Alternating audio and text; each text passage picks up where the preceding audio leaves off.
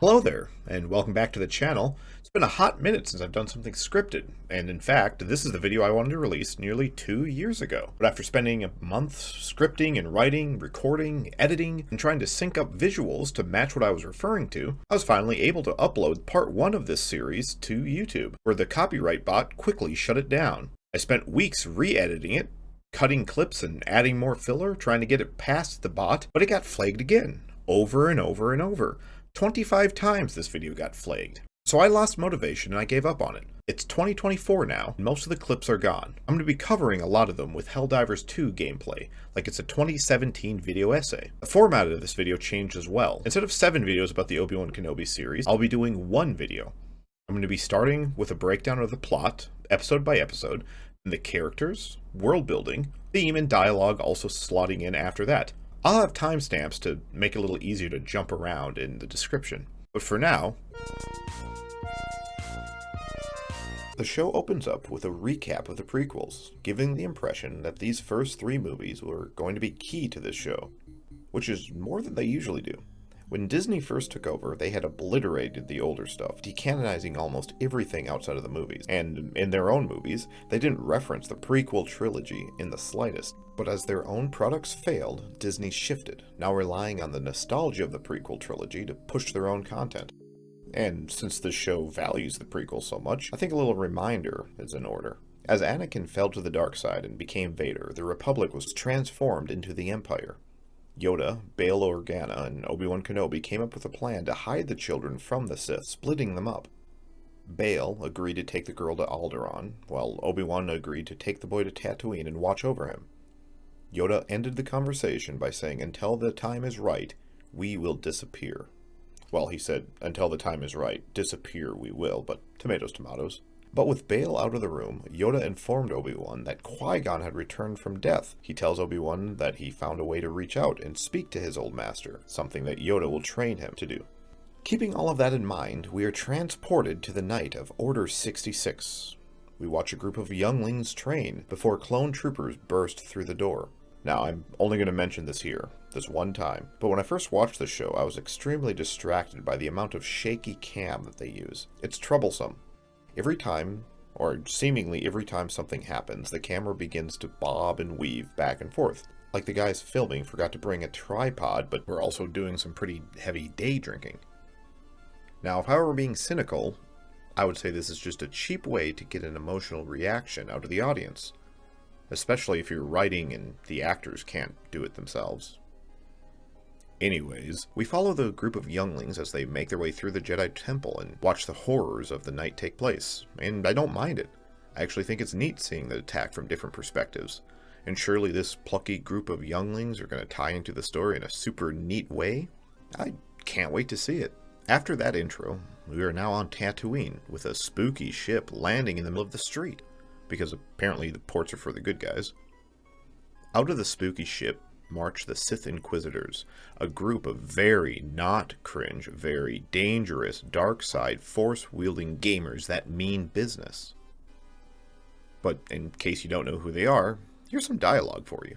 You know who we are. Inquisitors. You know what we do? You hunt Jedi.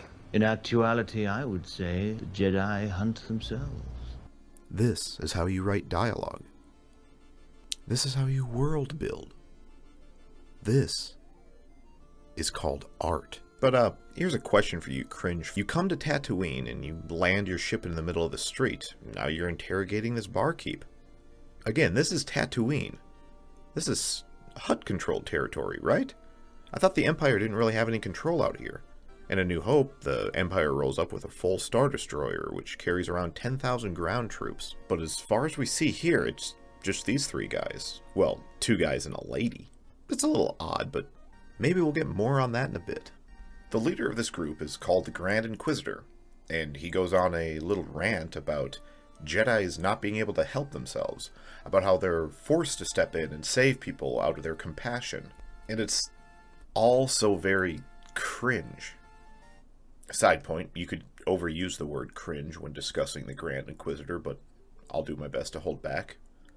As he monologues, one of the Inquisitors, named Riva, decides she's done with this speech. She pulls a knife off a nearby plate and throws it at the barkeep, intending to kill him. She just decided to murder this barkeep because he may be hiding one of the Jedis that they're hunting?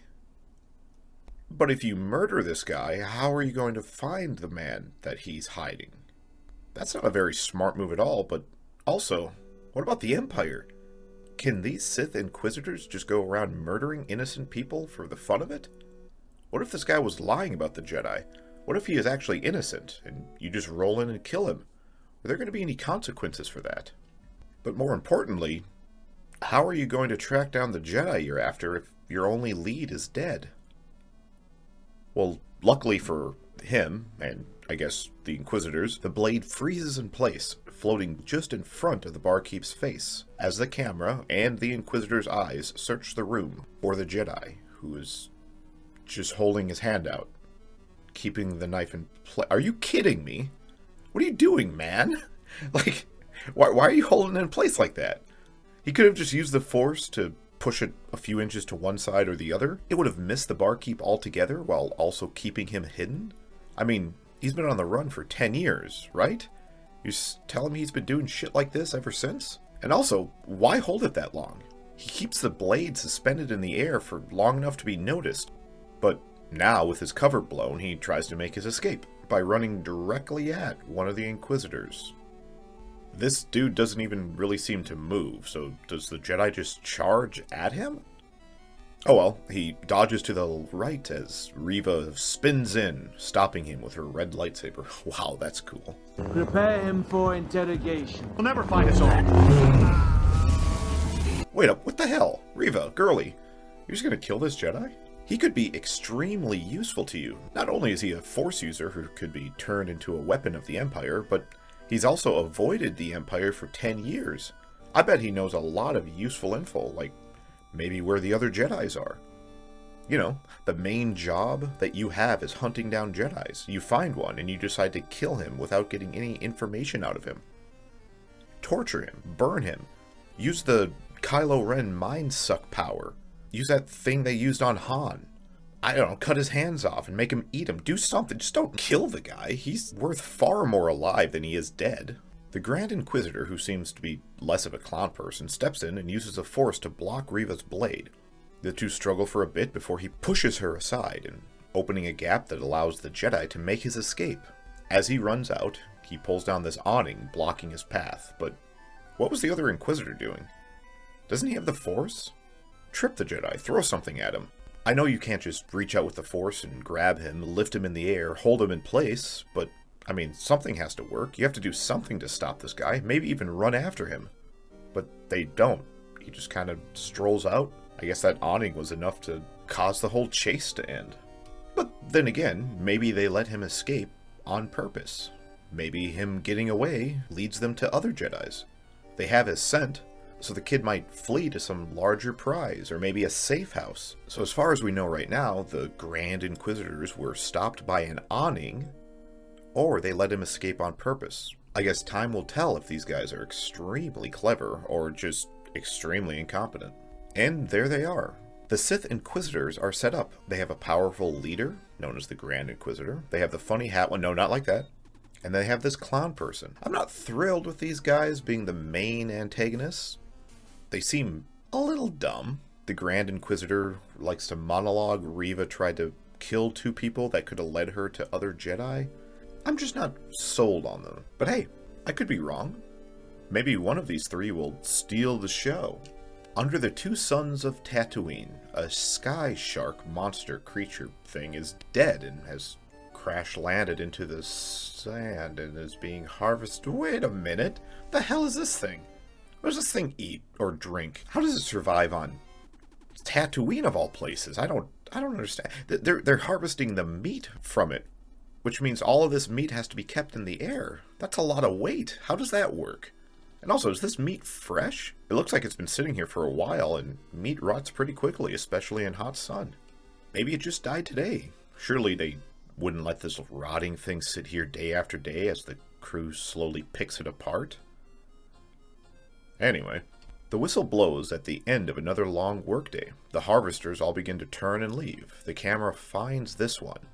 He cuts off a small chunk of the slab he was working on, he wraps it up, and he tucks it into his shirt. As the camera is lifted, we see him. Obi-Wan Kenobi. It's been a long time, and seeing Ewan in this role made me want to stay alive for just a little longer. But hang on. Is he stealing that meat? Or is he allowed to take it?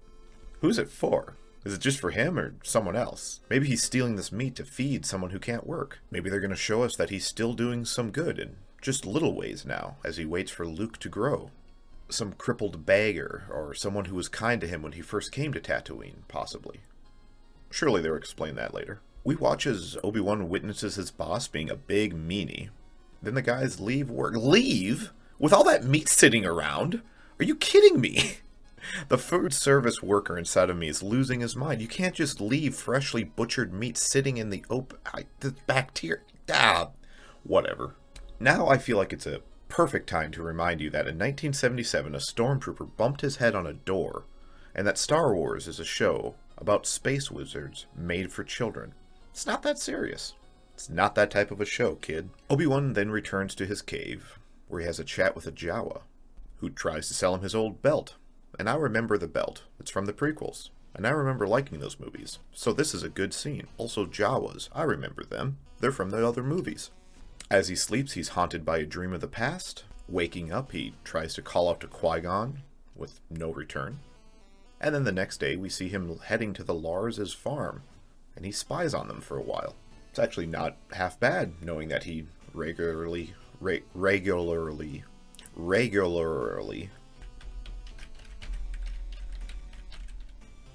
commonly checks up on Luke, keeps an eye on him. That's pretty cool. We see Owen working with Luke, then Luke dawdling off to pretend he's pod racing. Hey, that's from the other movie. I remember that. Obi-Wan waits for the suns to go down before he goes and leaves. Wait, actually this means that Obi-Wan was here all day, which means he got the day off of his meat cutting job. I'm happy to see that workers' rights have some respect on Tatooine. Obi-Wan leaves the toy that he bought from the Jawa, presumably the same toy that Luke was playing with when he was a 19-year-old man. It's totally fine to play with toys when you're 19, by the way. And then Obi heads home. But in the dark of the night, he's stalked by someone, and it turns out to be the Jedi that the Inquisitors were after. It's nice to see that he escaped. That little awning trick actually worked out for him, I guess, somehow, against all odds. The rogue Jedi begs Obi-Wan for help, but he's turned away. Not giving up so fast, he asks, "What about the fight?" To which Obi-Wan responds, "The fight is done. We lost." The rogue Jedi asks, "What happened to you?" And Obi-Wan said, "The time of the Jedi is over. Walk into the middle of the desert and bury it in the ground." And there's your Obi-Wan intro. But hang on. What do you mean the fight is done? Aren't you hiding until Luke is old enough to train so that he can kill Vader and overthrow the Empire? Isn't that the plan? Yoda and you agreed that was the plan. So the fight isn't over, it's just on hold until Luke, or Leia for that matter, is strong enough to take out the baddies. So why did Obi-Wan dismiss this Jedi? Shouldn't he tell him to hide, keep safe, keep in tune with the Force, and learn how to master his lightsaber, waiting in the darkness until the time is right to strike? But he doesn't. He tells him that the time of the Jedi is over, to bury his lightsaber and to hide. That seems like the opposite of the plan, Obi-Wan. Regardless, that's our Obi-Wan Kenobi intro in the Obi-Wan Kenobi show. Our next scene cuts to a little girl getting all dressed up by her staff. And it's Leia! Our princess is being prepared. Oh, never mind, it's not her. You see, Leia's actually playing in the woods just outside of the palace with her little robot buddy. She climbs a tree and begins naming the ships that they're taking off, before she's called by her mother. 2 guards accompany the queen and princess back to the palace, but there's someone in the woods stalking them. Seems a little strange that the royal woods wouldn't be more protected, but, you know, whatever. Back on Tatooine, Obi-Wan is closing at the harvesters again. He sneaks a bit more of meat into his shirt, and I'm really questioning that now. I mean, the boss man seems like an asshole, so this is stealing, right? There's no way he's going to give that meat away for free, but Obi-Wan isn't really hiding in front of the other workers. So do the workers know they can steal? And the boss man just doesn't check? Doesn't care? I don't know. For now, we have to assume that it's theft. Oh, he's feeding it to his fart beast. Okay. While collecting his fart beast, Owen shows up and returns the toy that Obi-Wan had left for Luke the night before. The two start to argue, and Owen does not want Luke to be trained. But Obi's only goal is to train the boy, which seems strange considering he told the Jedi last night that the Sith had won and that he should just give up being a Jedi. But also, the original trilogy, Yoda says that Luke is too old to be trained, and the younglings are trained at a very young age. So why isn't Obi-Wan more hands-on with Luke? Why hasn't he checked his midichlorians? I mean, they talk about as the boy's showing. Surely, Obi-Wan Kenobi, you have that little device. It wouldn't be a matter of waiting to see if the boy is showing. You would just know what his midichlorian count is. I've been wondering, what are midichlorians? Like you trained his father? Anakin is dead. I mean, I think Anakin turning to the dark side and becoming Vader was a bigger issue than Anakin dying, but his conversation is cut off by the Inquisitors showing up. Owen is suddenly transported to the middle of the crowd, and he's cornered by the Inquisitors. They hand out some threats, some shit dialogue. You will be rewarded well. Or you'll be punished. River! Hands go first. That way, when you reach for anything, you think of us. That was weird. Then this woman speaks up. You have no rights here. We're not under the Empire's... Reva then decides to harass Owen. Owen says that he has no love for Jedis, so Reva threatens to kill Owen and his family unless someone says something. The scene builds until the other Inquisitor steps in and puts an end to it. Now, I give points to Owen here, as he was ready to die to protect Obi-Wan, but we also have to take away points from Owen here because he was going to let Luke die to protect Obi-Wan? The other Inquisitor shows that he's not completely incompetent by offering a reward for the Jedi, and then the two of them leave. Obi-Wan thanks Owen, and Owen says, "I didn't do it for you." But wait up. Reva sucks so hard. Cutting off limbs is how you get people to think you are evil. Murdering innocent farmers and their families is how you get in trouble with the local authorities. We know the Empire doesn't own Tatooine. Like I said, in the original trilogy, there was a full-ass Star Destroyer. But this is just 3 Inquisitors. It's a really bad idea to start all this trouble. What if this woman, who's now handless, knew somebody who was close to the Hutts? What if the Hutts get involved? Also, threatening people is not how you get information. A reward. That the one Inquisitor understands this. Why doesn't Reva? Is Reva very stupid? Speaking of stupid, why didn't Reva just mind suck the information out of people? Using that little Kylo Ren trick. Can she not do that? Is that not something that maybe she's just not powerful enough and she has to resort to cutting off limbs? Next, Obi-Wan approaches Owen and thanks him for not saying anything. In front of all these people. They all just had their lives threatened, and then were also offered a reward if they brought info on a Jedi. And you're telling me none of them were able to put this conversation between Owen and Obi-Wan together? Is everyone on Tatooine very stupid too? Fine, whatever. Back to Alderaan, and there's this dude, Jimmy Smits. And I really like this dude. Surely they won't ruin his character in this show. This is the party that Leia was getting dressed up for earlier. The adults talk about slavery. Nice. While the kids talk about Leia being adopted. She calls this little Hispanic boy a lower life form. Take that how you will. But wait a second. Why do people know that she's adopted? Why didn't they just tell Leia that she's their kid? In The Revenge of the Sith, Bail Organa says we've always talked about adopting a baby girl, but you didn't actually have to tell people she was adopted. Why would you do that? What is the utility in telling people she's not your offspring? Oh well, whatever. Leia is scolded for telling the Hispanic boy that he's a lower life form, kind of. But none of this really matters, except for, of course, the love that I have of Jimmy Smits. And then, instead of going back to the party, Leia decides she's going to run back into the woods, where she comes face to face with these bad guys, and they chase her. And I'm going to be honest, this chase scene was run into the ground, so I'll just not speak about it. But it's not good. One of Leia's guards is shot, and she is captured. Apparently the royal woods, where the princess goes and runs, is unguarded, and anyone can come and go with weapons. Sure, buddy, I believe you. Back on Tatooine, Obi-Wan gets a call from Bail Organa, begging him to come and rescue Leia from the kidnappers. Obi-Wan asks about the Senate, and Bail says they can't go public with it. It would draw too much attention. What about guards, bounty hunters? Bail says that you're the only one who knows how important she really is. Obi-Wan says he can't leave here, that his duty is to the boy. And Bail says, what about the duty to his sister? She's important as he is. And it's funny to think that Obi-Wan is told that she's as important as Luke, but then later forgets that yeah, whatever, it doesn't matter. But also, Bail, buddy, your job was to protect her, and you failed. And now you decide it's proper to risk Luke's life by pulling away his protection because of your failure. Bounty hunters and your military won't do because she's too important? Eat shit, she's a princess. Like, Lyanna Stark wasn't even a princess, and her kidnapping brought the end of a dynasty. You can't be serious right now. Bail is really taking his lumps, but hopefully that'll be it, because I really like this actor. And now we're back to the very next day. Obi-Wan is stealing, again. Returning to town to collect his fart beast, he's shocked to see that the rogue Jedi has been caught and hung in the middle of the street. But wait up now. The Grand Inquisitor said bring him in for interrogation. They wanted this rogue Jedi for questioning, but now he's dead.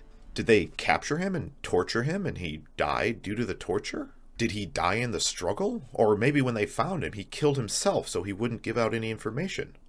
Maybe he just killed himself because Obi-Wan said the fight was over. He doesn't have any wounds, so it's a bit odd, and he's not hung by his neck, so that's, you know. Also, Obi-Wan, you're screwed. This Jedi was able to track you down, and now he's been found by the Sith. You can't stay here. If he was captured and interrogated, it's very likely that he told them about you. You are in danger, and through you, Luke, and through Luke, the galaxy. But I guess never mind all that. Obi-Wan returns home and is alerted that someone is inside of his house. Having said what I just said, Obi has to spring into action, right? Get his lightsaber, maybe even run away. Go get Luke? No. He walks in and he's met with a hooded figure who turns out to be Bail. Great. Bail fucking Organa traveled from Alderaan to Tatooine, a trip that takes upwards of 10 days, to beg Obi-Wan to go after Leia. They know where she's being taken. It's to Dayu. Dayu?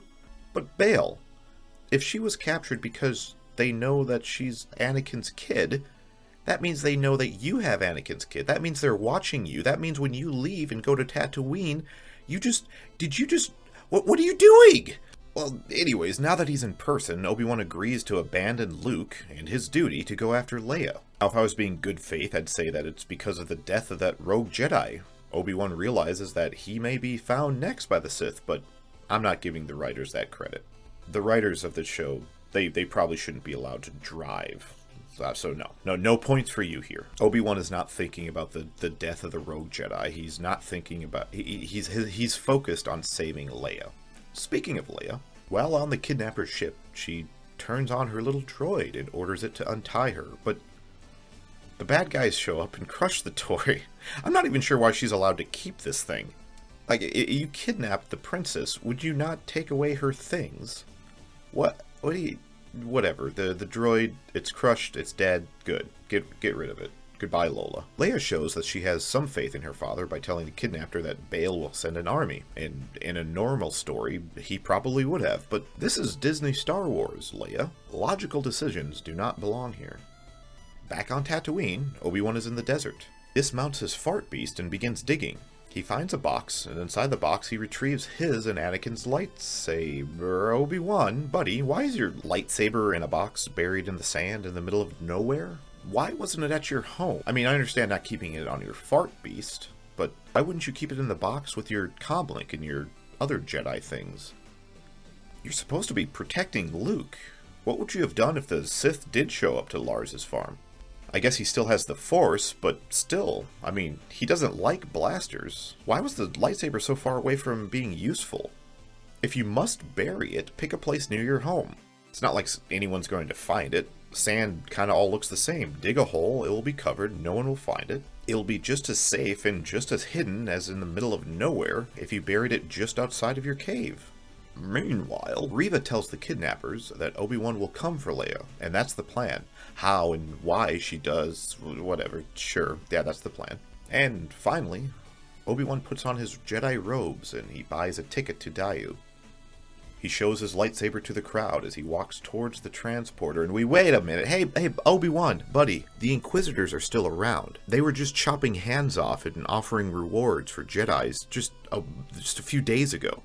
They even killed a Jedi and hung him in the... You saw him. You saw him dead. Maybe don't go showing off your Jedi weapon while wearing Jedi robes to this whole crowd. Like, I know it's been a few days, presumably. It has to have been a few days with Bale's back and whatever. Whatever. You know what? This is episode 1. That's really bad. Boy, I hope this gets better. We begin episode 2 with Obi-Wan wandering around looking for a signal from the kidnappers. He speaks to a few NPCs, one of whom informs him that all signals in and out of the planet have been shut down. On his trip, he runs into a clone trooper, a 501st in fact. A little bit strange that this 501st doesn't recognize Obi-Wan, but then again, maybe he does. We're not sure. His aimless wandering, speaking to NPCs, leads him to this girl. He asks about Leia, who he refers to as his daughter, and the NPC tells him that she's gone now. This NPC gives Obi-Wan some drugs, and then the two split up. Right as this kid comes up to Obi-Wan and tells him he knows how to find a Jedi who can help him find his daughter. Obi-Wan is then led to the Jedi. On approach, he overhears him speaking, so he waits to see what's up. Turns out that this Jedi is helping a mother and her son escape the planet, taking their money and sending them off to someplace safe. And Obi-Wan just lets all of this happen. But stop! Hang on. Obi-Wan, buddy, pal, what are you doing? Why are you letting this mother and her child be taken by this lying, human trafficking fake Jedi? I guess this is the new Disney Obi-Wan who steals and lets single mothers be taken advantage of. Cool. After mother and Force-sensitive child are shipped off to who knows where, Obi-Wan does step in and bust the guy, exposing him for using tricks and magnets. Obi calls him a rat and a bottom feeder, then says he won't tell anyone as long as this guy gives him info about Leia. You're a bottom feeder, a rat who preys on weakness. You're not gonna tell anyone, are you? That depends on what you tell me. Jesus Christ, Obi-Wan Kenobi. For some reason, this human trafficker tells Obi-Wan the truth, and for some reason, Obi-Wan believes him. The human trafficking fake Jedi leads Obi-Wan into a Breaking Bad scene. Obi is confronted by a couple guards, and then takes them out, which is nice. You know, after everything we experienced in episode 1, it's nice to see that Obi-Wan is still in combat form. You know, maybe he has been training hand-to-hand without his lightsaber. Hand-to-hand combat and a proficiency in the Force, that's a pretty good pairing. Obi-Wan finds the room where Leia is being kept, but it's a trap. He is captured by the bad guys, but luckily our item-giving NPC from earlier gave him an escape potion. With a nat 20 roll, Obi-Wan walks out of that scene and gets lucky with another nat 20 roll, guessing Leia's actual room, where he rescues her. Leia asks about an army, and that almost makes me happy. Once they're free, they change clothes, and Leia spots the lightsaber and notes that Obi-Wan must be a Jedi. Oh yeah, they're in the middle of a crowd, by the way, when this is happening. And Obi-Wan puts on his Jedi robes again, and then the two are off. Meanwhile, Reva and the Inquisitors are just here now, for some reason. It should probably be only Reva, but, you know, whatever. Maybe they always travel together. They scold Reva for kidnapping Leia without their consent or knowledge. And she's fired as the third sister, and ordered to wait while the others look for Kenobi. Which seems a bit odd. Is this the way the Sith Inquisitors usually do business? They fire Reva and then tell her to just wait.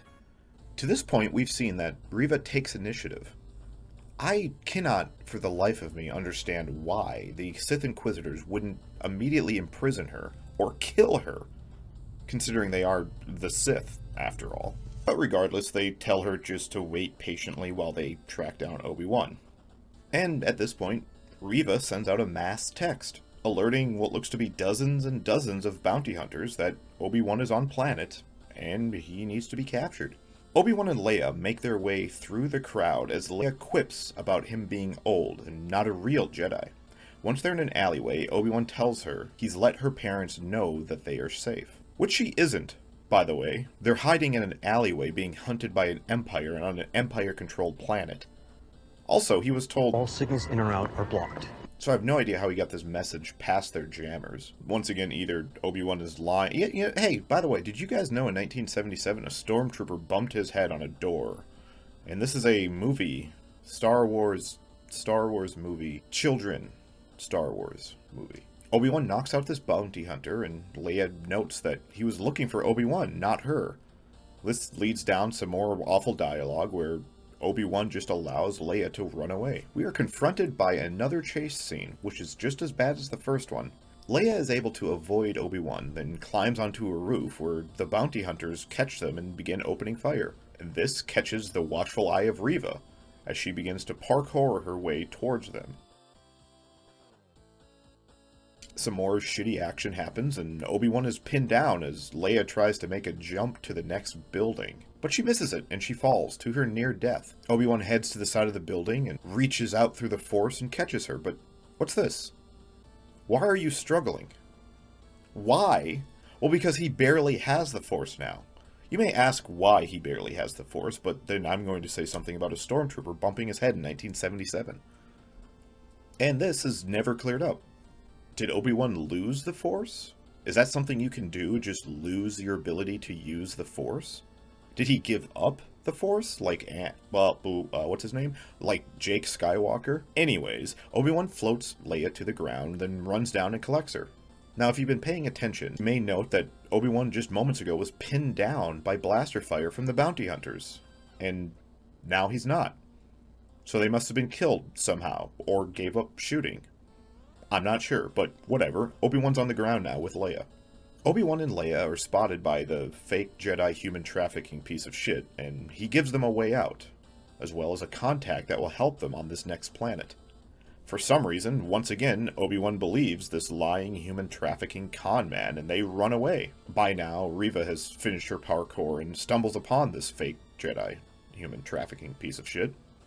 They have a brief standoff where he calls himself a Jedi and she says, "No, you're not," before she grabs him and mind sucks the location of Kenobi out of... Whoa. Why did she mind... She can mind suck people. That's weird. Why didn't she do this to Owen? Why didn't she do this to randoms on... Like, remember when you walked into that bar and threw a knife at somebody? You could have just mind sucked where the other Jedi... You know what? Whatever.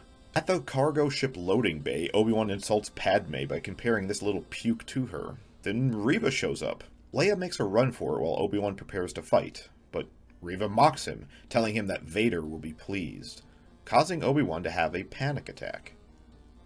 Because apparently Obi-Wan didn't know that Darth Vader is alive, the second or third most powerful person in the galaxy, and Obi-Wan is shocked to hear that he exists. I mean, I guess my boy's been living in a cave for 10 years, but I mean, are you kidding me? Are you just unaware of Empire news?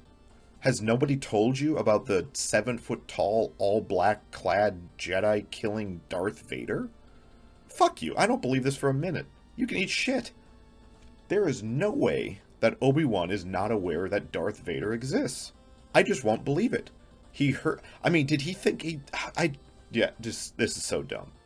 But just before Reva makes contact with Obi-Wan, the Grand Inquisitor shows up. He says some stuff and then Reva stabs him, letting the man fall to the ground, presumably dead. That's it. The Grand Inquisitor is dead. And then, using this distraction, Obi-Wan just kind of runs off and escapes as Reva shouts at his ship. And then Obi-Wan has a panic attack and we see some more Vader. And it's fun because I know who that guy is. Episode 3 starts with a back and forth of Darth Vader and Obi-Wan Kenobi, and I really like it. But, unfortunately, the episode doesn't end there. Reva has a chat with Vader explaining that Obi-Wan killed the Grand Inquisitor. What? I mean, the last time anyone in the Empire saw Reva, she had just been fired by the Grand Inquisitor. And she disobeys orders and goes after Kenobi.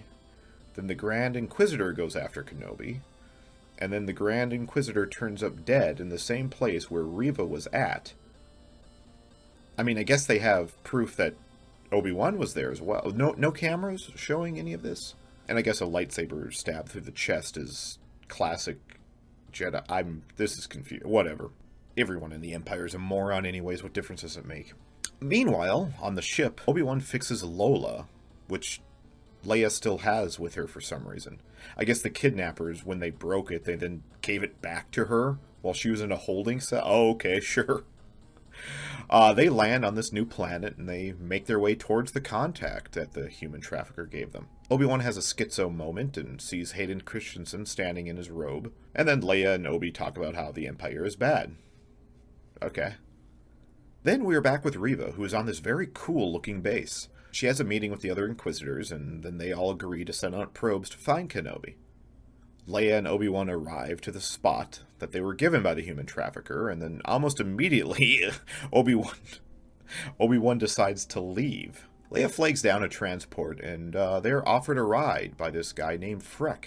This friendly alien agrees to take them to the nearest port without charge. What a nice guy. I certainly hope nothing bad happens to him. But soon, they come across a group of stormtroopers who also seem to need a ride. Freck, the little bootlicker that he is, gives the guys a ride. The troopers explain that they were out here looking for a Jedi, which means they also know he'd be traveling with a 10-year-old girl, right? Like, the stormtroopers are here specifically looking for Obi-Wan Kenobi, an old Jedi that kidnapped the 10-year-old Princess Leia Organa of Alderaan, right? That's how the message would have gone out through the Empire, right? A Jedi has kidnapped the... You wouldn't...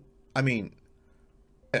Whatever. Despite wearing Jedi robes, the troopers seem to not pay much attention to this farmer and his daughter. A conversation is started, and Obi-Wan calls his daughter Leia. And the troopers react to it. They know what they're doing, Leia. You called her Leia. But then Obi-Wan quickly explains that it was her mother's name. And sometimes when she looks down at her, she sees her mother instead. And I beg you, Obi-Wan, stop insulting Padme.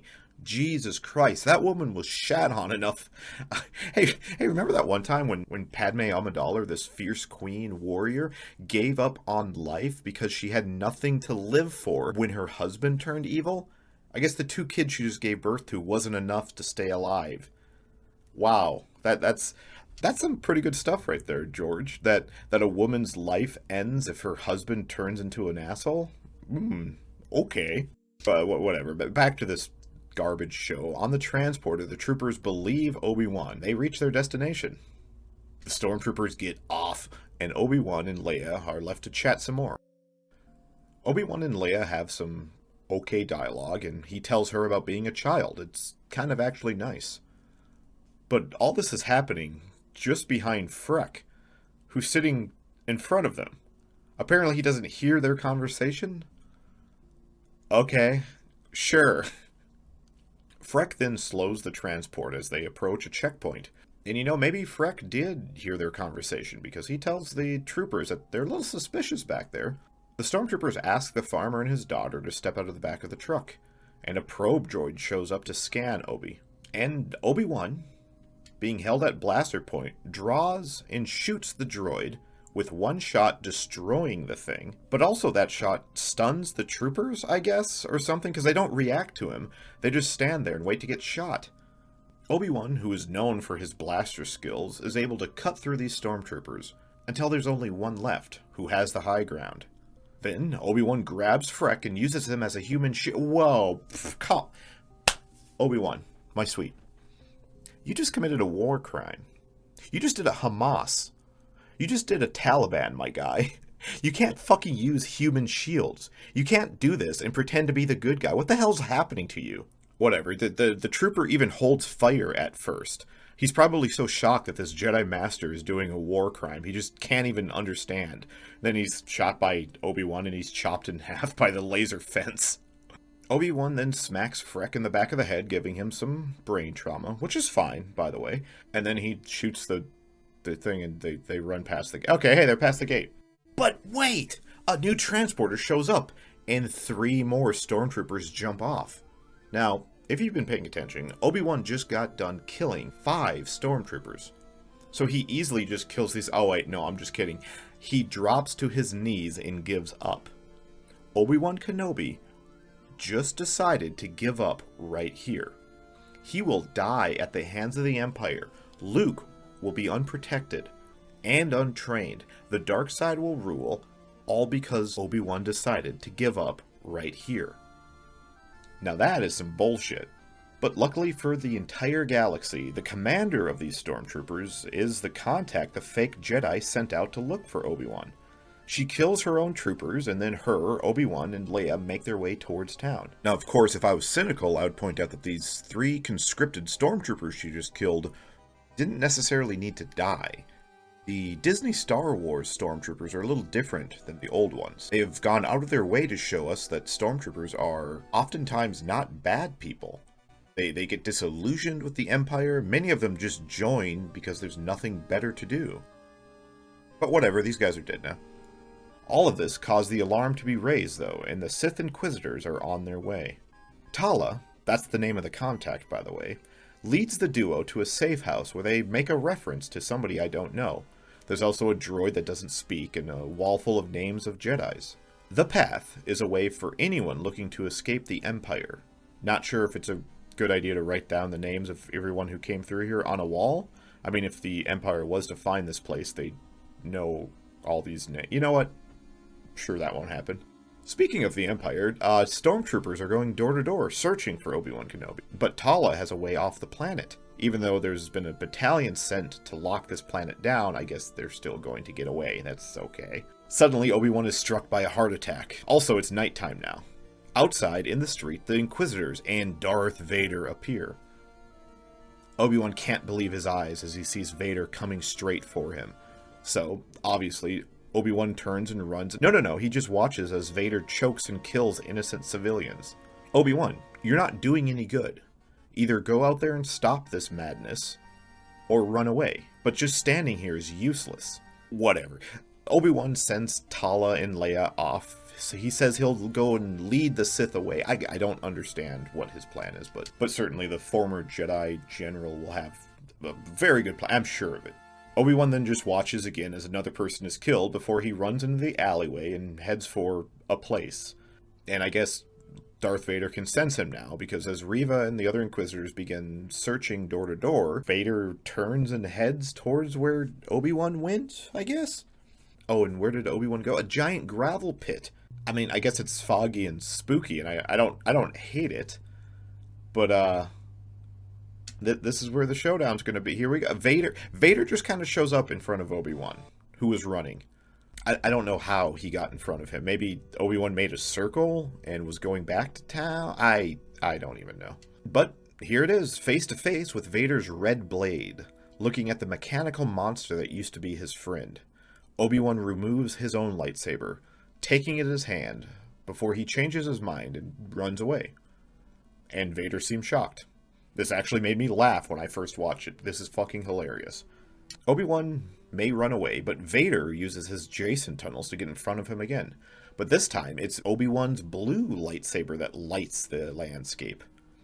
"What have you become?" Obi-Wan asks Vader, who responds, I am what you made me. and then Obi-Wan runs away. Again. Nice. And just like the last time, Vader somehow cuts Obi-Wan off, and the two have their first clash since Mustafar. And I must say, this is total shit. Obi-Wan gets slapped around and Vader mocks him, and I want to watch something else now.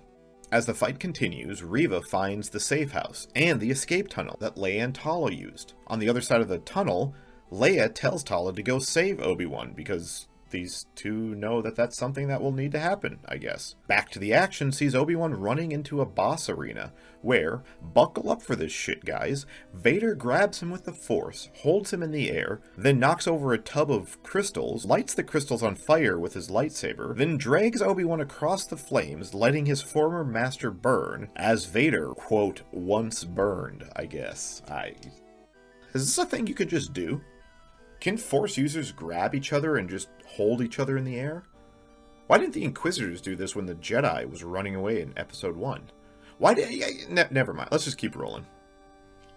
With a wave of his hand, Vader puts out the fire, allowing Obi-Wan a moment to simmer before he tells the stormtroopers... By the way, the stormtroopers are here now. He tells the stormtroopers to go bring Obi-Wan to him. Not sure why Vader didn't just use the Force and pull Obi-Wan to him, but... I mean, you literally just had him in the air. You were pulling him towards you. Well, just do it again. You're Darth fucking Vader. But whatever. Tala has a sniper shot and kills one of the stormtroopers that is going after Obi-Wan. And the rest of the stormtroopers begin looking around as if the blaster bolt didn't give away the position of the shooter.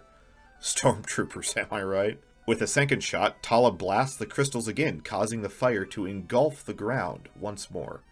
Except where Obi-Wan is laying for some reason, which doesn't make sense. He was just being burned by the fire, laying in the middle of it, and then the fire is extinguished, and then the fire is reignited, and now he's not being burned. Whatever. Darth Vader watches as the fire burns, separating him from Obi-Wan. And then the non-speaking droid shows up and just begins to drag Obi-Wan away. Hey Vader, why didn't you put the fire out again? I mean, why doesn't he just drag Obi-Wan through the flames like he was doing a moment ago? Why doesn't Vader destroy the droid? Why don't they just walk around the fire to get to Obi-Wan? Why does Vader allow any of this? Who the fuck knows? Obi-Wan is dragged off and Tala saves him, yeehaw, whatever. Oh yeah, by the way, at the same time, Leia shows up at the end of the tunnel and Reva is waiting for her. How in the world did Reva make it to the end of the tunnel before Leia did? When they were both in the same tunnel? Well, that doesn't matter, because Leia's captured now, and we're off to episode 4. Hey, remember that one time I said they did some Obi-Wan Vader parallels and it was kind of cool? Well, they do it again, but this time it's lame. Stop doing this. Speaking of lame, we are with the Proto-Rebellion. This guy here says they're not going to help, and then he changes his mind within seconds, and now they're going to attack this very cool base to rescue Leia. One of the things that stands in the way is that none of these guys are soldiers. One of the things that makes this a little easier is that the base doesn't have any shields, because, quote, no one would try to attack it. Okay. Obi-Wan and Tala decide to go because Leia must be rescued. Meanwhile, on this very cool base, Reva tells Obi-Wan that Leia is dead. Wait, she tells Leia that Obi-Wan is dead, and tries to get Leia to tell her about the path. But Leia refuses, so Reva threatens her. Why is Reva allowed to do this? She's proven herself insane.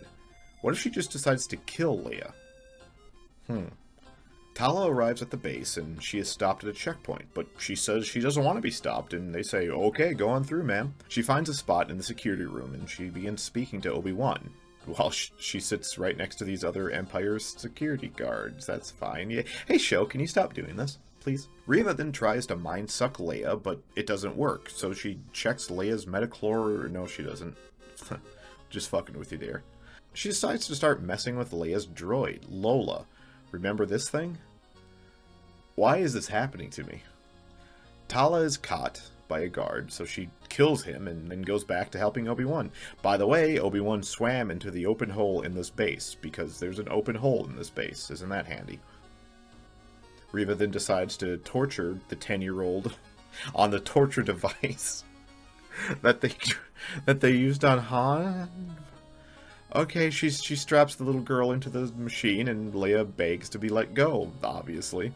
Obi-Wan discovers the Tomb of Jedis, but then he hears Leia scream, I guess. They're on the same floor.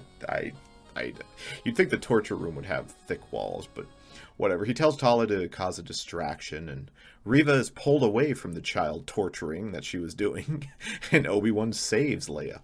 But then they are spotted, and the alarm goes off. Tala is captured, but she does this and escapes. She meets up with Obi-Wan and Leia, and they are chased through a glass hallway. The glass is cracked with a blaster bolt, and Obi-Wan holds it back. And that's neat. I guess he has his full powers back now. Or at least enough power to hold back the fucking ocean. Cool. Also, how did Tala beat Reva here? She was captured. Reva goes after the escape. Yep, whatever. The three make it. The hallway fills with water. They whatever. We're heading to the ships now. Just before this next part, I want to remind all of you that in 1977, a stormtrooper bumped his head, and in Star Wars is a silly show made for cancer children. So shut up. Anyways, this happens. Somehow, someway, an act of God, I guess. But our trio of heroes are caught. Reva and hundreds, dozens of stormtroopers surround our boys, our girls, Just then, 2 rebel ships swoop in, and violence happens. Reva forgets she has the Force until she doesn't, and she kills one of the pilots. Wade, I believe. Rest in peace, Wade. You were okay. Yeah, you were okay. That's it. That's all I have to say. You were okay. Later on, Vader is upset that Obi-Wan escaped, and he chokes Reva for letting Obi-Wan go. Even though you were right on top of him last episode, Vader. I guess you forgot about that. Remember when you let him go with the droid? Whatever. Reva begs for her life and lets Vader know that she put a tracker on Lola the droid. That's right. When she was fucking with Leia's droid, she put a device on there that turns the droid evil. Okay, why is this droid a thing? Is this the only reason this droid was not taken? It should have been just. Also, why did Reva do that? She has no way of expecting Leia's escape, and no reason to think it's even a possibility. Also, why did you let Leia keep her droid?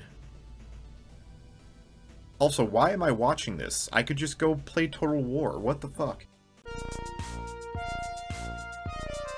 Episode 5 deals with a series of flashbacks. We see Hayden and Ewan sparring with each other, and their fight is echoed by the current events in the show. Surely it's going to tie in and make sense. A spoiler, I don't care, and I've skipped it in this review. Reva is made the Grand Inquisitor, and the bad guys set a course for Jabin. Our heroes arrive, and Vader tells Reva to have Lola lock the place down. Reva doesn't like that idea very much, but she does it anyways. Lola the droid, who should have made it out of episode 1, locks the place down as Obi finds a stack of lightsabers just sitting around. Why are these there? They seem valuable. They seem useful for the yeah, never mind. Don't worry about it. The alarm is sounded as the roof doors close, locking them inside. Obi-Wan tells the rebellion that Vader is too impatient for a siege. While in orbit, Vader is too impatient for a siege. He sends 2 transport ships down to the surface. That's right, 2. Just as a reminder, the Star Destroyer carries about 10,000 troops. Why would he send such a small force to deal with these rebels? I mean, you have so many troops at your disposal. Maybe there's a reason Vader's holding him back. I don't know. I say we let him cook. The rebels lock the entrances and prepare to fight as the 2 Imperial ships arrive. The stormtroopers pile out, standing ready for the attack. They take this very cool formation and then start shooting the doors with their blasters? Inside, the roof is still closed, and Leia decides she needs to crawl into the vent and fix the doors. But how does she know? You know what? Just shut up. Doesn't matter. At the same time, Obi-Wan gets a message from Bail. Our good buddy Bail Organa is back. No, he said no communication, but your silence. If he's learned of the children, if I don't hear from you soon, I'll head to Tatooine. Owen will need help with the boy. I mean, and there's a lot here. First of all, Obi-Wan said that he sent a message that Leia was safe. So I guess we know that's a lie. That, or maybe Bail is suffering from dementia. Maybe I'd reckon dementia, due to the idea that he just sent a message to Obi-Wan, who he thinks is captured by the Empire, explaining that there's a boy on Tatooine who needs protecting. Why the fuck would you do that? What is going on? Why would you send this? Bail even says if he's found you, which means he's aware that Vader is looking for them. Did he never once think to tell Obi-Wan that there's a guy named Vader who's hunting down Jedi and causing all sorts of issues? Bail! Come on! Tala and Obi-Wan have a moment, and we all know what that means for her. The blast doors are about to fail as Obi-Wan decides to stall for time. Reva and Obi-Wan have a chat, and Reva shares her motivations. Another spoiler, it's really dumb. Reva was a youngling. I'll let you guess which one out of this group. Night of Order 66, you were a youngling. I played dead, hid with the bodies, felt them go cold. They were the only family I knew, and he slaughtered them. You're not serving him. You're hunting him. So she became an Inquisitor to get back at Anakin for killing all the Jedi. But not only does she blame Anakin, she blames Obi-Wan for allowing Order 66 to take place. Which makes little to no sense considering Obi-Wan was a little bit busy during Order 66. Regardless, Reva gets upset with Obi, and she cuts through the doors with her blade. Not sure why they didn't start with cutting through the blast doors with the blade, but you know, whatever. It's shooting time now. An awful action scene takes place. Tala gets shot. Obi-Wan does not try to save her, so she dies. Obi-Wan decides to give himself up and try to buy more time for the rebels. And he gives his things to the fake Jedi. Oh yeah, by the way, he's here too, for some reason. Reva calls Vader, letting him know Obi-Wan is captured. While they wait for the Dark Lord, Obi-Wan tells Reva that this is her chance to kill Vader. I'm bringing him to you. Reva agrees and sends Obi-Wan inside with 2 stormtroopers, who he quickly overpowers just as Leia frees Lola and opens the roof. As the giant doors open, Vader's Star Destroyers, that's still flying overhead, opens fire and kills everyone. I'm just kidding, they don't actually do anything. So with the roof open, the rebels make their escape. The fake Jedi drops Obi-Wan's comm link? Oh, I'm sure that's not important. The rebels board their ship and take off just as Vader walks in. He reaches out and grabs the ship that's taking off, pulling it back down. He slams it to the ground and begins ripping chunks out of it, but it's all a trick as the real ship takes off and flies away, the rebels escaping as Vader watches on. Now, there's a lot of issues here. Vader doesn't have this power. He has never had this power. But even if he did, why did the rebels do a fake ship trick? After bringing one ship down, why did Vader give up and not bring the second ship down? Does this power have a cooldown? He's only able to use ground and destroy ship once per year or something? I mean, if that's the case, it's a shame he wasted it on that. Also, the only reason Vader is here is because Obi-Wan gave himself up. Had he not given himself up, Vader would still be in space. So that's kind of fun. But as Vader watches in shock as the rebels escape, probably wondering why he didn't just blast them with his Star Destroyer, Reva sneaks up to attack him. Well, kinda. She probably should have attacked him while he was focused on the ship. I'm sure ripping that thing apart took quite a bit of energy and focus from him, but nope, she waited for him to collect himself, so that's very nice of her. Also, this fight is lame, and Vader beats a black woman. Then he stabs her, and we have a flashback of Anakin stabbing her all those years ago. She falls to the ground as the Grand Inquisitor shows up. Oh yeah, that's right, he survived. Now, you may say this is dumb, but I'll have you know that in 1977, a stormtrooper bumped his head, and Darth Maul was cut in half, and Palpatine was killed twice and survived. And this is just, I mean, this guy has 2 stomachs after all, so it's okay that he got stabbed in the chest with a lightsaber and survived. Reva was stabbed twice with a lightsaber and survived both times, once as a youngling and once now. So anyways, Vader admits that he knew that Reva was one of the younglings, and the Grand Inquisitor informs her that revenge does wonders for the will to live. Which makes sense, both him and Anakin overcame great odds to survive because of revenge. And then they leave her to die. They leave her to die. They don't kill her. I mean, they don't even take her lightsaber. They just kind of turn and fuck off. You just told her that revenge does wonders for the will to live, and now you've given her a great reason to get revenge, leaving her for dead. But you're yeah. Okay. The episode ends with Reva, who's supposedly dying on the ground, finding Obi-Wan's comm link. She plays it, and she learns that there's a boy on Tatooine who's of great importance. Oh, okay. I also think it's funny that when Obi-Wan told her, we could end this together. And then Obi-Wan got on a spaceship and flew away, leaving Reva for dead. That's another interesting tactic by Obi-Wan Kenobi. Also, where was that second ship when Darth Vader pulled down the first one? I don't see it back there. Were they using cloaking technology? Episode 6 opens on Tatooine, with that mean meat man having a confrontation with Reva, who's here now. She's poking around looking for Luke, but wait, how did she get here? How is she still alive? I guess when Vader stabbed her, left her for dead, left the lightsaber, then he just pulled all of the troopers away and left a ship there for her to commandeer? Or she found a ship? How far is Jabin from Tatooine, by the way? I feel like that was a little bit of a trek, right? I feel like that could have taken some time to get there. Maybe, I don't know. Anyways, Vader is on his Star Destroyer. They are chasing down the rebel ship, blasting it, causing the rebel shields to fail. They won't last long like this. Obi-Wan hatches a plan to delay Vader once more, leading him away from the rebels and giving them time to escape. Back on Tatooine, Owen learns that there's a Sith looking for him, so he goes to collect his family at the farm, but Aunt Beru refuses to leave, and just like Eve, she leads her husband to doom. The 2 farmers have a little bit of a back and forth where they decide they're going to actually try to fight the Sith. Which is ridiculous, by the way, but Owen even tells her that Obi-Wan isn't here, meaning that he went to go check on Obi-Wan. And Obi-Wan is off planet, which means he failed. Obi-Wan Kenobi failed at protecting Luke Skywalker, which was his prime mission from the end of the prequels. Thanks, Disney. You're doing great.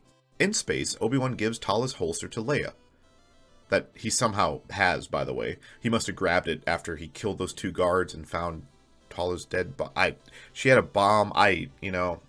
Obi-Wan has a chat with the Force, reaching out to Qui-Gon, telling him that this ends today, either I die or he does. I hope that's not a lie. Obi-Wan boards a smaller ship, then splits from the main rebel ship. His plan works as Vader orders the Star Destroyer to follow shit? Why don't they just, like, tractor beam it? Why doesn't Vader set out with, like, a smaller ship or a TIE fighter after Obi-Wan? They're just letting the rebels go? Like, now that you have Obi-Wan in sight, why don't you just blast the big one? Like, certainly you can just keep blasting it, right? I mean, I guess if Obi-Wan hits hyperdrive, you'd lose him, but whatever. Obi-Wan reaches a nearby planet, and Darth Vader boards a smaller ship to fly down to the surface. Oh, okay, I guess he's on the smaller ship stuff now. Back on Tatooine, night falls on the farm, and Reva shows up to kill Luke. Owen wastes his only surprise shot against Reva, missing her before he decides to get into a melee fight with a Sith, which is not a smart idea. Reva says that she's after justice before she knocks him out, and then knocks the aunt out, and then chases Luke into the desert. Well, Vader's ship lands, and he walks out, finding Obi-Wan waiting for him. It turns out, Obi-Wan is done running. Have you come to destroy me, Obi-Wan? What? What did you just say, Darth Vader? You chased him here. You came after him. He didn't come... I mean, he ran away from you. What the hell... I will do what I must. I will do what I must. I remember when you said, I will do what I must, and then didn't do it. I hope you don't do it again. The two engage in a boring, shaky cam... Oh, I mentioned the shaky cam again. A boring, shaky cam, lame-ass, quick-cut fight that ends when Vader opens up the ground and buries Obi-Wan, leaving him for dead. Vader, you gotta stop doing it. It doesn't work, my friend. Alright? And also, couldn't he sense Obi-Wan? Yeah, whatever. The Force is lame. Under the rocks, Obi-Wan remembers what this is all about. Leia. Starting part 2 of their battle. With his newfound power-up, Obi-Wan has a Jesus pose as he pelts Vader with rocks. Darth Vader, who only hours ago ripped a ship apart, is now treated like a gay man in the Middle East. This gives Obi-Wan the upper hand, and he jumps and slashes on Vader's helmet, blasting his head open. Nope, scratch that. Reverse. Slashes Vader's head, blasting his helmet open and showing off Anakin's face. No, not that one, that's from the other show. Obi-Wan is rightfully troubled, telling Anakin he's sorry for everything, and Ewan McGregor does some fine acting. But Vader informs Obi that Anakin is gone, and it's not your failure. Obi agrees that his friend is truly gone, before he turns and What the fuck? Obi, you have one job. You told Qui-Gon that this ends today. You told Darth you'll do what you must. You just said that your friend is truly gone. So kill him. Darth Vader is the most evil creature to ever exist, and Obi-Wan walks away. Billions of death are on Obi's hands. No wonder the destruction of Alderaan unsettles him so much, considering that all of that blood is on him. What is this putrid, vile vomit I'm being made to suffer through? My favorite character, my childhood hero, turning his back and allowing evil to exist. This is disgusting. Fuck all the way off, you piece of shit writers. This is an insult. Ewan McGregor, you should be ashamed of yourself for this. Just had to have a little drink of the monster. So anyways, Reva knocks Luke out, then she goes to stab him before she realizes that he could be a black kid. So she decides to not kill him and return him to his family. And Obi-Wan is here now, somehow. The two have a chat, and Reva says that she failed her friends, and Obi-Wan tells her that she can do better or something, and she's free now. I can't wait to watch her show. And then, what else? Vader gets told to chill out by the Emperor. Obi-Wan says hello there to Luke, and I clap like a fucking seal. He also says goodbye to Leia, and that's a little weird that he, again, left Tatooine, but whatever. Obi-Wan moves to his new home and meets the ghost of that Taken guy, and I cheered and clapped and gooned and whatever. But yeah, that's it. That's the recap. That's the show. It's an absolute travesty of storytelling. But I mean, that's just the recap of the plot. We've got more to do. Obi-Wan Kenobi was totally decimated by this show. The once great Jedi Master, a general and a hero of the Republic, has taken the chore of watching over and raising up in hopes that Luke Skywalker will aid them in killing Vader and the Emperor and avenging the fallen Jedis. The only reason Obi-Wan is on Tatooine is to protect Luke. And to do this, he buries his weapon, loses touch with the Force, doesn't keep up on current events, and doesn't meet up with Luke until the boy is 10 years old. If your job was to protect and train this child, you should have done a lot better job than that. The show is held back a little bit by the OT, Luke only refers to Obi as a strange old hermit, but the writers need to put more effort into the show. Was Obi-Wan just waiting and hoping that the Force would return to him at some point? Hoping that his ability with a lightsaber wouldn't dull after 19 years? What kind of reasoning is that?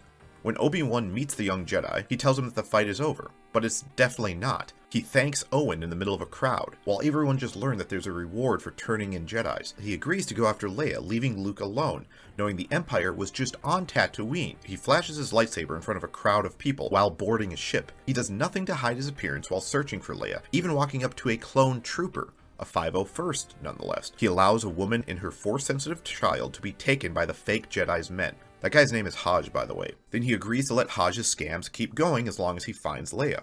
He allows Leia to escape, then decides he must trust Hajj, a scammer, but then he immediately gives up when the scammer's contact isn't at the meeting spot. He calls Leia by her name in front of a group of stormtroopers that are hunting them. He uses Freck as a human shield. He allows Vader to torture and kill innocent people, but then also allows Leia to be captured by Riva. His attempt to distract Vader was him just running away. He does this type of bullshit all the time. He doesn't destroy the message from Bail Organa after receiving it, but instead hands that comlink to Hajj, who I feel like I should remind you is a scammer and a human trafficker. Also, Hajj had been mind-sucked by Riva, so allowing him to keep your things, probably not the best of moves. He tells Riva that I'm bringing Vader to you, implying that the two of them could take out the Sith Lord together, but then he flees with the rest of the rebels. And after all of that, after everything Obi-Wan could have done or should have done, he commits one of the worst actions in the history of Star Wars by admitting Anakin is dead and gone and this mechanized monster has replaced him before he turns and leaves that monster alive, allowing everything that Vader does to happen. If Vader was killed here, which is definitely a goal that Obi-Wan would have, it would drive a spike through the center of the Empire. The Inquisitors are a mess. The infighting and backstabbing among them would mean they would most certainly have to be killed, which would leave the Emperor as the solo dark Force user in the galaxy. With this one move, Obi-Wan could have saved countless lives, but he didn't. The once great hero of the Republic retreats and allows Vader to go on killing. He allows the Empire to exist unchallenged for another 10 years or so. And to be clear, I've always understood Obi-Wan leaving Anakin on Mustafar. Anakin was limbless and burning in a disaster. He was dead for sure. Obi-Wan had no reason to think Anakin would make it through that. He left him for dead, without a second thought that the kid was going to survive. But not here. Obi-Wan leaves him intact. He leaves him with a ship. With a Star Destroyer just in orbit. It's despicable. Imagine when Obi-Wan is killed, and the Force Ghost Obi reunites with Yoda on Dagobah. They're catching up for the first time in 20 years. Yoda is telling him about, oh man, I had to eat bugs and live in this disgusting swamp and this dark side magic, and Obi-Wan explains to him how he, worked as a sky shark butcher for a while, and then things were going well before Obi-Wan slips up and tells Yoda that he could have killed Vader 10 years ago. What would Yoda say to that? What the fuck would Qui-Gon say to this, or the other Force Ghosts? Imagine Mace Windu learning about this. Imagine Ghost Anakin talking to Obi-Wan, being like, dude, what the hell? Why did you let me live? I killed billions of people after that. Riva is a mess of a character. Her motivation is that she wants to get back at Anakin for turning into Vader and killing off the Jedi. She feels guilty about not being able to save her friends. So, she joins Vader, becoming one of his most trusted sidekicks, then murders her way across the galaxy, killing and mutilating and torturing innocent people, but also aiding in the hunting down of the last of the Jedi.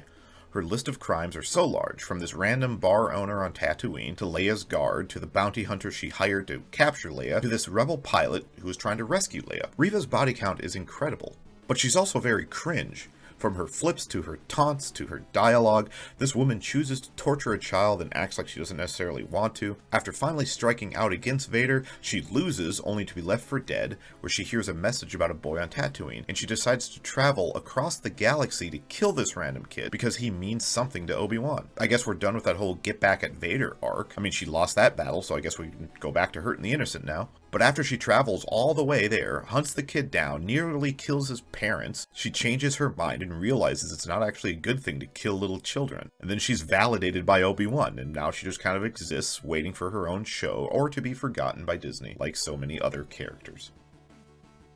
Leia is an annoying little brat the entire show. She has few moments to redeem her. These moments are good, but for most of the series, she's left to give orders, unchecked. She runs away, she gets her guard killed, she runs away from Obi-Wan, getting them noticed by bounty hunters. She's not good. Speaking of things that aren't good, the Grand Inquisitor is awful. What do I even say about this clown? His actions from start to finish are confusing at best. Allowing Reva to act in the way that she acts is totally unacceptable. She is constantly making decisions that jeopardize their mission, from nearly murdering innocent people to maiming others. After he learns that she ordered the kidnapping of a senator's daughter, he just fires Reva? I mean, he kills the kidnappers on the spot, but he doesn't even take Reva's lightsaber away. He just allows her to run amok. Then when he confronts her again, knowing that she has a bad temper, and knowing her decision-making, he is unprepared for her to attack him. Luckily, he has 2 stomachs, and he recovers in a few days, staying hidden till she attacks Vader. But then, once more, he allows Reva to live, and once more, he doesn't take her weapon away. He even leaves a ship for her to escape on. When Vader goes after Obi-Wan in the final fight, I assume the Grand Inquisitor is put in charge of the Star Destroyer, which means he just watches as Vader is killed and Obi-Wan escapes? What then? Did he fly down to check on Vader to make sure he's okay? Did he have to explain to him how they, once again, didn't use the tractor beam to capture Obi-Wan's ship? Speaking of Darth Vader, this version of Vader isn't good, and not in the way that Vader isn't normally good. Vader isn't this unthinking monster. He's cold, and he's calculated, and he's smart. He sets traps, he lures his prey in, not simply walking through the streets murdering randos, hoping that maybe his prey is near enough to hear the innocent screams. Vader doesn't enjoy killing. He does it for very pragmatic reasons. His underlings fail him, and his underlings die. It's that simple. But not this Vader. This Vader plays with Obi-Wan a little bit before he decides to torture him, and he just allows him to escape. I mean, there is an argument that Vader wanted Obi-Wan to escape, but he nearly kills Reva the very next episode for letting Obi-Wan escape. Vader is powerful enough to pull down a starship to the ground and tear it apart, but helpless against a second ship. And when Obi-Wan splits off from the rebels, why doesn't Vader just pull his ship back or use the fucking tractor beam on your Star Destroyer? Why does Vader ask, "Have you come here to kill me?" after chasing Obi-Wan to this planet? Why does Vader bury Obi-Wan and decide to walk away? Why does Vader allow Obi-Wan to escape at the end instead of ordering a Star Destroyer to blow him out of the sky? Did he not tell the Star Destroyer, "I will radio when it's done. If a ship leaves that's not mine, blast it"? Why doesn't Vader bring any backup? I know you already beat Obi-Wan, but bringing someone else could be useful. And what if he didn't kill Obi-Wan? Was Darth Vader just going to put handcuffs on him and bring him back? After everything that happened, why did Vader not bring the Organas in for questioning? You'd think them having direct access to Obi-Wan would give the Empire, I don't know, some reason to have a chat with them. But they don't. And in fact, they allow Leia, a girl Obi-Wan came out of hiding to rescue, to become a senator. You'd think Vader wouldn't allow someone who wants to overthrow the Empire to gain any sort of political power. Also, why didn't Vader kill Reva? He knows what hatred and lust for power does to a person. It's even stated by the Grand Inquisitor, but he just leaves Reva alive. Haja, or the fake Jedi, has made a living scamming people out of their money. He human traffics, then for some reason has a total change of mind. The show says it's because he wants to make things right, but he goes from stealing from a single mother to facing down a Sith within minutes. He was prepared to die to protect Obi-Wan. Then after getting brain sucked, he smuggles himself off planet and finds himself with the rebels? Why are you doing this? Where did this come from? What the hell are you? Oh yeah, by the way, thanks for dropping that comm link and allowing Reva to find Luke. Tala is a spy for the rebels. She's posing as a commander on a mining planet, and she gets a message from a human trafficker that she needs to rescue people who are fleeing the Empire. So she loads up with stormtroopers to go meet them? Why did she do that? Certainly you wouldn't want to bring troopers to the place you're meeting rebels. After rescuing Obi-Wan and Leia, she allows Obi to run off and then gets talked into going back and saving him, when the only reason he's in danger is to protect Leia. And by this, she allows Leia to get captured again. Tala is smart when she needs to be, but more importantly, she's lucky, as she keeps getting away with BS like this. Once they are cornered, she doesn't have her grenade at the ready when the troopers are pouring in. Instead, waiting until she's hit and about to die. But I mean, at least she motivated Obi-Wan to do the right thing. Jimmy Smits is a joy to watch, but Bail Organa is a fool. When his daughter is kidnapped, he reaches out to Obi-Wan because no one can find out Leia is a Skywalker. But the issue here, if she was kidnapped because she's Anakin's kid, Obi-Wan will only confirm that. And if she's kidnapped for any other reason, Obi-Wan coming out of hiding will confirm that the Organas are worth looking into. Obi-Wan turns him down, so Bail travels to Tatooine and somehow finds Obi-Wan's house, pleading his case. Why don't you just send anyone else? Obi-Wan is the last person you should be sending. And, in fact, the reality of the show is if they had sent nobody, the situation would have resolved itself. Leia was kidnapped, so Obi-Wan would come out of hiding. But word would have spread that the kid was kidnapped, and the Inquisitors would have felt pressure to release her. Reva probably gets killed for her actions, and Leia's returned home, with the knowledge that not even her kidnapping would draw Obi-Wan out of hiding. Which means the entire plot, all these lies, the hidden tunnel, and ultimately Luke being in danger could have been avoided if Bail had just been reasonable. But it doesn't even end there, because after Bail loses his daughter to the Empire and sends Obi-Wan to find her, he sends a message to Obi-Wan that he may go after Luke on Tatooine. But he never actually goes after Luke on Tatooine.